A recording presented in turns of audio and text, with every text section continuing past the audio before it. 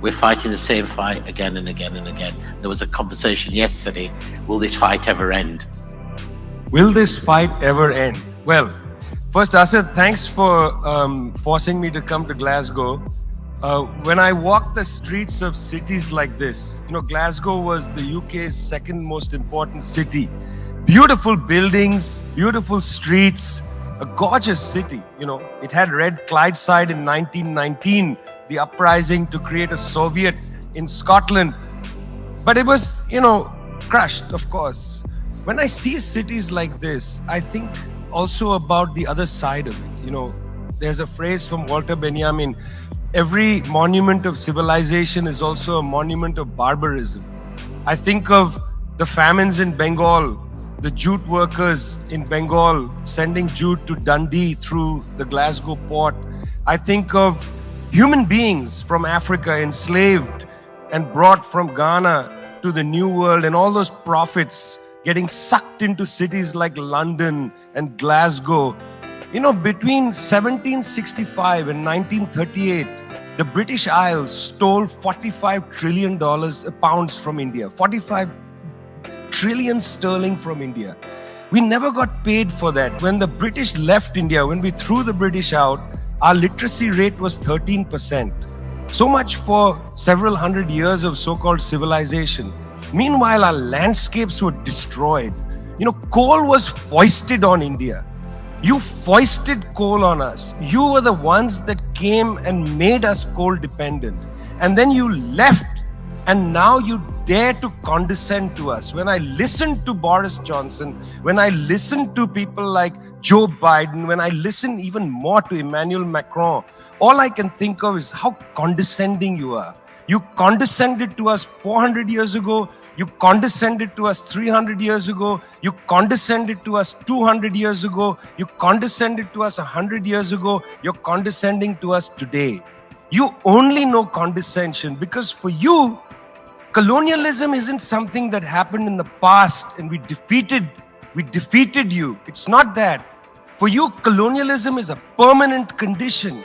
And that permanent condition happens in two ways. There's the permanent condition of the colonial mentality.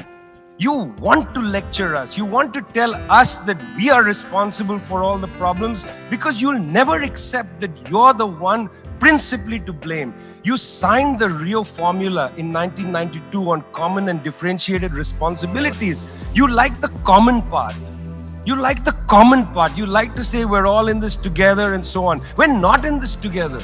The United States, 4-5% of the world's population, still uses 25% of the world's resources. You outsource production to China and then you say China is the carbon polluter. China's producing your buckets. China's producing your nuts and bolts. China's producing your phones. Try to produce it in your own countries and see your carbon emissions rise. You love lecturing us because you have a colonial mentality. Then there are colonial structures and institutions. You lend us money, and every time you lend us money, which is our money, every time the International Monetary Fund comes to our societies and they tell us, here's the money we are giving you. No, it's our money. You give us our money back as debt, and then you lecture us about how we should live. It's extraordinary. It's not just a colonial mentality. It's a colonial structures and institutions which reproduce themselves year after year after year. And let me tell you something. The climate justice movement, not clued enough on this. The climate justice movement is a movement that says we're worried about our future. What future? What future? Children in the African continent, in Asia, in Latin America, they don't have a future. They don't have a present.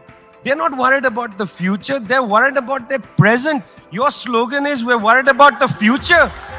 What future? That's a middle-class bourgeois Western slogan. You got to be worried about now. 2.7 billion people can't eat now. And you're telling people, reduce your consumption.